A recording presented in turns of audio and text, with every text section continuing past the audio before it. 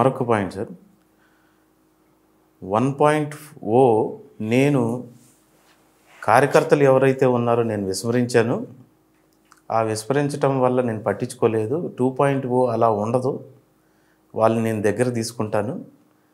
ఈ రకంగా మళ్ళీ అధికారంలోకి రావాలని వాళ్ళని అడ్డం పెట్టుకునే ప్రయత్నం జరుగుతుందంటారా? ఇప్పుడు అతను పిల్లి మొగ్గులు వేసినా కానీ పని జరగదండి.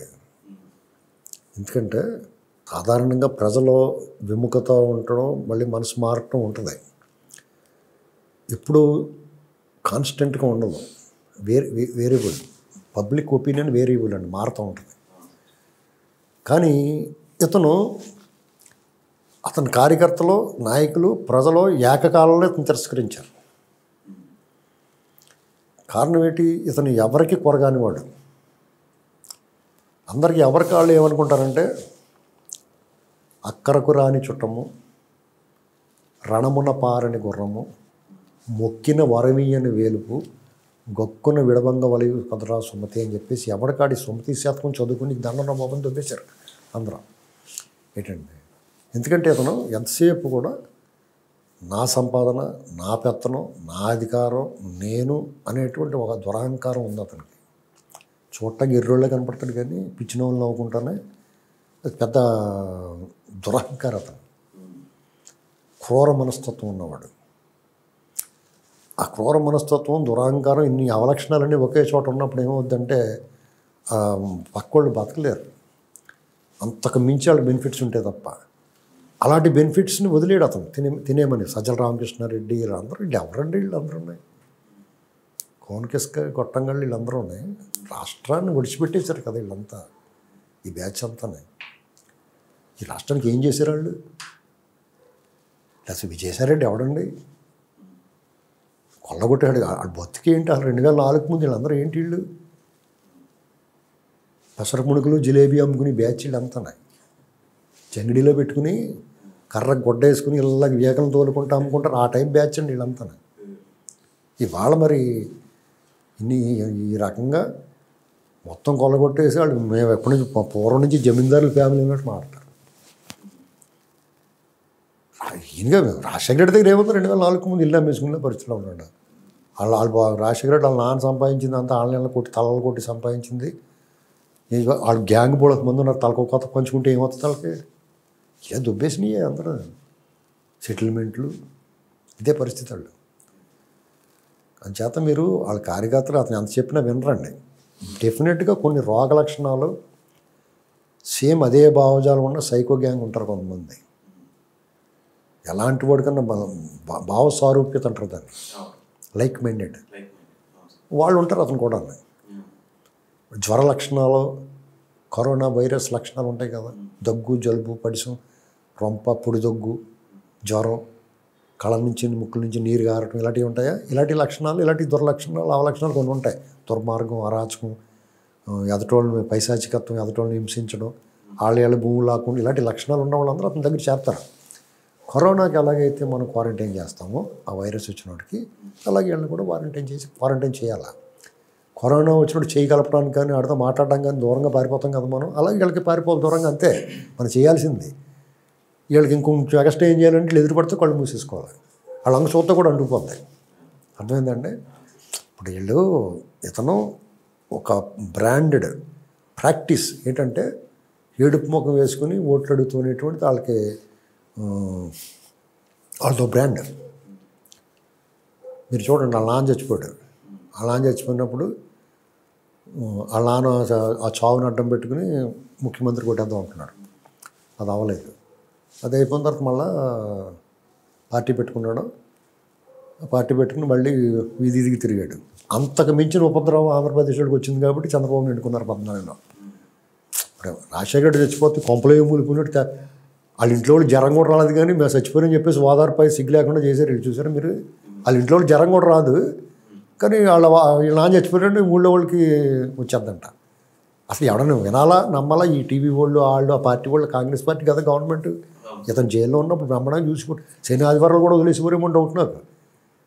కాంగ్రెస్ గవర్నమెంటే కదండి, ఎప్పటికైనా పనికొత్తాళ్ళే మనకే అనుకుంటారు వాళ్ళు. వాళ్ళు తెలుగుదేశం ఉండకూడదు వాళ్ళకి. అప్పుడు మనం విడిపోయి ఉన్నా కానీ వేరే పార్టీ పెట్టుకున్నా కానీ ఎప్పుడో కూడా మనం పనికొస్తాడులే అని అతనికి మాసం గీసం అన్ని ప్యారడైజ్ బిర్యానీ పెట్టించేసి ఉంటారు ఇక్కడ గ్యారంటీగా. ఆ గ్యాంగ్ అంతా దొంగల ముఠా అండి వాళ్ళందరూ, పెద్ద ముఠా అది. సరే ఈ రకంగా మొత్తం మీద వాళ్ళ అమ్మని తీసుకొచ్చాడు 19కి. వాళ్ళ చెల్లి వచ్చింది, జగనన్న వదిలిన బాణాన్ని ఉన్నది. వాళ్ళ అమ్మగారు పుస్తకం గట్ట రాసింది ఆవిడ, నాలో నేను ఏదో పుస్తకం రాసి సన్నీ బాబు అంటారంటే అతన్ని. సన్నీ బాబు అన్నాడంట ఆవిడ్ని, అవినీతి అంటే ఏంటమ్మా అని అడిగాడంట. మన తల నేలనేసి కొట్టేసుకోవాలనిపించదా మనం అలాంటి మాటలు మాట్లాడితే? అసలు వాళ్ళు ఏమనుకుంటున్నారండి, ప్రజల్ని ఎలా చూస్తున్నారు వాళ్ళు? ఇప్పుడు కూడా విశ్వసనీయత విలువల గురించి మాట్లాడుతున్నాను. నిన్న అబద్ధం ఆడుతూ ఉంటే, నేను అబద్ధం ఆడుంటే బాగుండేది అన్నాడంటే ఎవడో పనికి మళ్ళీ పర్రివాడు ఎవడో. నేను మాట్లాడి అన్ని అబద్ధాలే కదా. అసలు వీళ్ళు ఏమనుకుంటున్నారు నాకు అర్థం అవ్వట్లేదు. ఇప్పుడు చంద్రబాబు గారు వాళ్ళు చేసిన నేరాల మీద శిక్షించకూడదు, ఇలాంటివి మాట్లాడకుండా నోరు ప్లాస్టర్ ఏం చేయాలి బాబు గారు వీళ్ళకి? ఇది చాలా అసహనంగా ఉంది, వినలేకపోతున్నాం మాటలు అయ్యింది. అది ఎన్ని పచ్చబద్దాలు అలా మాట్లాడతారండి సిగ్గు లేకుండా. అసలు ఇంత దారుణమైన ఘోర పరాజయం 6 నెలలు అవ్వలేదు, సిగ్గులేదు. ఇంకా రోడ్డు మీద ముఖం ఎలా చూపిస్తాడు ప్రజలకి? ఆయన రోడ్డు మీద వచ్చి అతను శవం కనపడిందంటే రాబందులు ఎక్కడ లేకుండా పోయినాయి మనకి. తెలుసా మీకు? రాబందులు లేవు, ఇప్పుడు అంతరించిపోయింది. పార్సిగుట్టలో 1-2 ఉన్నాయి, ఆ శవాన్ని పెడితే తింటాయి వచ్చి. ఇతను మాత్రం రెడీగా వచ్చేస్తాడు ఎక్కడైనా శవం దొరికిందంటే. పోనీ అక్కడ శవం దొరికిందని కాసేపు ఆ మూడు విచారవాదన ఉంటుందా, ఎన్నోనవుతాడు అక్కడ. అక్కడ ఉన్న వాళ్ళు ఏం చెప్పాలో తెలియదు.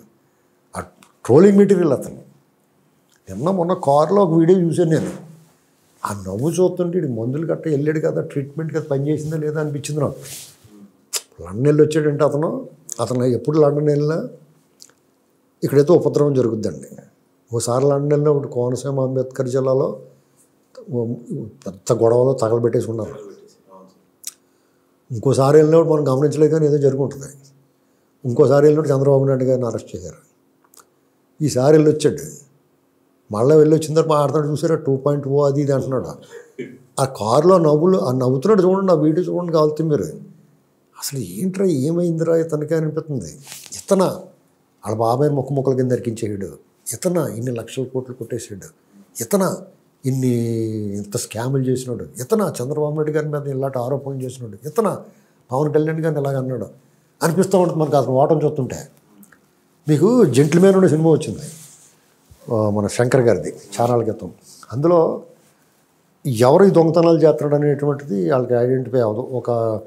ఈ మంగళసూత్రం దాన్ని బట్టి, ఉంగరాన్ని బట్టి గమనిస్తాడు. దాన్ని బట్టి అంటాడు 3.5 కోట్లు దొంగలించినోడు ఒక బ్రాహ్మణ అంటాడు. అంటే అప్పటికి కులాల గురించి పెద్ద గొడవ లేదు కూడా, సినిమాలో వదిలేశారు. ఆశ్చర్యం అన్నమాట, బ్రాహ్మణులు అంటే ఇలాంటి పనులు చేయరు కదా, వాళ్ళు మంచోళ్ళు కదా అన్న ఉద్దేశంతో ఆశ్చర్యపోతాడు. అలాగా ఇతను చూస్తుంటే ఇన్ని పనులు, ఇన్ని అరాచకాలు చేసినోడు ఈయన ఓటం చూస్తే ఇతను చేసాడు అనిపిస్తుంది మనకి. అది వాళ్ళ బ్రాండ్. ఆ ముఖం పెట్టుకుని వస్తారు. మా చిన్నాన్ని చంపేశారు, మా నాన్న చచ్చిపోయాడు, నన్ను జైల్లో పెట్టేశారు అని అడుక్కుంటూ వస్తాడు ఓట్లకి. వాళ్ళ అమ్మగారు కూడా మా సన్నీ బాబుకి ఒకసారి ఓటేయండి, మీకు రాజ్యం చూపిస్తాడు అని చెప్పింది. వాళ్ళ చెల్లేమో నేను జగనన్న వదిలిన బాణం. అప్పటికి ఇతను పరిపాలన ఎలా ఉంటుంది, ఆ కాజా టేస్ట్ తెల్లలేదు ఇలా ఎవరికైనా. ఏంటండి ఇప్పుడు ఆ కాజా తిన్నారు కదా, పెద్ద మడత కాజా తిన్న తర్వాత ఇది ఏం చెప్తే నమ్ముతారండి జనం? మీరు చెప్పండి. అప్పుడంటే తెలియదు, వీళ్ళు చెప్పినవన్నీ నమ్మారు. ఇప్పుడు చూసేసారు, ఓరు బాబు నీ సినిమా చూసేవారు బాబు, గొద్దురా బాబు అనుకుంటున్నారు. ఇప్పుడు ఈ కొత్తగా సినిమా లేదు ఇతనికి, ఏమని చెప్పొస్తాడు? కానీ మీరు చెప్పినట్టు సింగిల్ డిజిట్కే పరిమితం చేపిస్తాము అనే గెలుపు, అది కాన్ఫిడెన్స్ అంటారా, ఓవర్ కాన్ఫిడెన్స్ అంటారా, ఏంటి సార్ అది? కొంతమంది కొన్ని డిజైర్స్ ఉంటాయి, భ్రాంతి ఉంటుంది, దాన్ని ఇల్యూషన్ అంటారు. ఎలాగంటే రకరకాల వ్యక్తులు ఇప్పుడు డబ్బులు లేక బాధపడేవాడు నాకు 10 లక్షలు లాటరీ తగలాలి, 10 కోట్లు, 1 కోటి రూపాయలు లాటరీ తగలాలని కళ్ళకి అంటాడు. మానసిక ప్రశాంతత కోసం, మనసుకు ఉపశమనం కోసం 1 కోటి రూపాయలు తగిలితే ఏమవుద్ది ఏంటని ఆలోచించుకుంటాడు. కనీసం లాటరీ టికెట్ కూడా కొనకుండా కలగంటాడు. లాటరీ టికెట్ కొని తల కింద పెట్టుకుని పడుకొని కలగంటే అది ఒక దానికి అర్థం ఉంటుంది. కానీ ఊరికే ఒక జస్ట్ ఇమాజినేషనే కదా అని కాసేపటికి ఆ ₹1,00,000 కారు కొనుక్కోవచ్చు, లేదా పొలం కొనుక్కోవచ్చు, ఇలాంటి ఆలోచించుకొని కాసేపు ఉపశమనం పొందుతాడు, మళ్ళీ తన బంధం చేసుకుంటాడు. ఇంకొకటి ఏం చేస్తాడు, కొంచెం అమ్మాయిలు పిచ్చి ఉన్నవాడు ఐశ్వర్య రాయ్ ఇలాంటి వాళ్ళు అనుష్క వీళ్ళతోటి ఎంజాయ్ చేస్తాడు కళ్ళలోని. తర్వాత మళ్ళీ ఒరిజినల్ తన బంధం చేసుకుంటాడు. ఇలా ఒక్కొక్కడికి ఒక డేస్ లేకపోతే రాజకీయ నాయకుడు అయిపోవాలి, లేదా మంత్రి అయిపోవాలి, ప్రోటోకాల్ ఉండాలి, ఇలాంటివన్నీ రకరకాల కోరికలు కదా ప్రపంచంలో. అవన్నీ ఊహల్లో అనుభవించి దాన్ని మళ్ళీ వదిలేస్తారు. కొంతమంది అది నిజం అనుకుంటారు, అది నిజమని నమ్ముతారు, నిజం అనుకుని చెప్తారు బయటికి. అది వ్యాధి, రోగం, దాని చికిత్స అవసరం ఉంది. ఆ వ్యాధికి గురయ్యాడు అతను అధికారంలో ఉన్నప్పుడు 108, 175 అన్నాడు. అది రోగ లక్షణం కాకపోతే ఆ మాటలు ఎందుకు మాట్లాడతాడు, ఎలా వస్తాయి అనుకున్నాడు. మీరు చెప్పేదాని ప్రకారం ఓవర్ కాన్ఫిడెన్స్ దాటి అసలు ఇది మీరు వ్యాధిలోకి వెళ్ళిపోయి అస్వస్థతకు గురయ్యాడు అతను, మానసిక అస్వస్థతకు గురయ్యాడు అతను. అది రోజు రోజుకి ముదిరిపోతుంది తప్ప క్రానిక్ అయిపోతుంది. అటువంటి వ్యాధులకి నివారణ కానీ చికిత్స లేదండి, అది రాకుండా చూసుకోవాలంతే. అంచేత అతను అలాంటి మాటలు మాట్లాడతాడు. మనం వీళ్ళు మాత్రం మనం కూటమి ప్రభుత్వం నిజంగా మనందరికీ చాలా చికాకు వచ్చేలాగా తల పోటు వచ్చేలాగా చేస్తున్నారు వీళ్ళ విషయంలో. మిగతాదంటారా సంక్షేమం, అభివృద్ధి, లేకపోతే పోలవరం, అమరావతి ఇలాంటివన్నీ డెఫినెట్గా బాగా చేస్తారండి.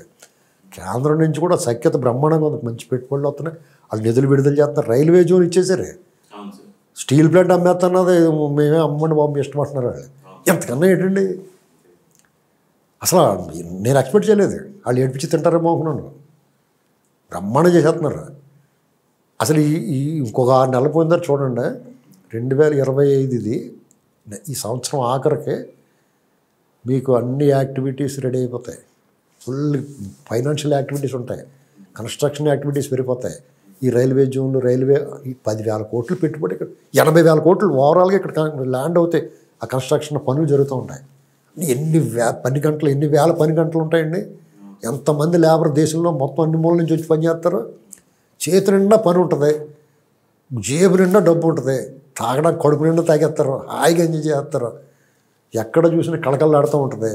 మీకు ఈడు ముఖం ఎవడు చూస్తాడు, ఏడుపు ముఖం. ఇంకా మీకు ఏడికి ఎవరికి అవసరం ఎలా అంటారు. ఇప్పుడు మీరు సిగ్నల్ దగ్గర కూర్చుంటారు, వాడు అడుక్కుంటాడు, మీరు అలాగే చూస్తాం అనేస్తారు, వాడు డోర్ కొడతాడు, అలాగే అంటావా అంతే అంటారు. అయిపోయింది, ఆ చాప్టర్ క్లోజ్ అండి. అంటే మీరు ఇవాళ ఉన్న పరిస్థితి వేరు. ఇంకో 6-7 నెలల తర్వాత చూడండి, 25 ఎండింగ్లో డిసెంబర్ నాడు చూడండి, mark my words, Amaravati full activities పెరిగిపోతాయి. పోలవరం లైన్లో ఉంటుంది, railway zone, Vizag steel factory, అక్కడ అనకాపల్లిలోది, వైజాగ్లో మీకు ఐటీ హబ్, అలాగే రాయలసీమకి ఇప్పుడు కర్నూలులో బెంచ్ అన్నారు, పర్మనెంట్ బెంచ్, ఇలాగ వాళ్ళు చేసేస్తూ ఉంటారు.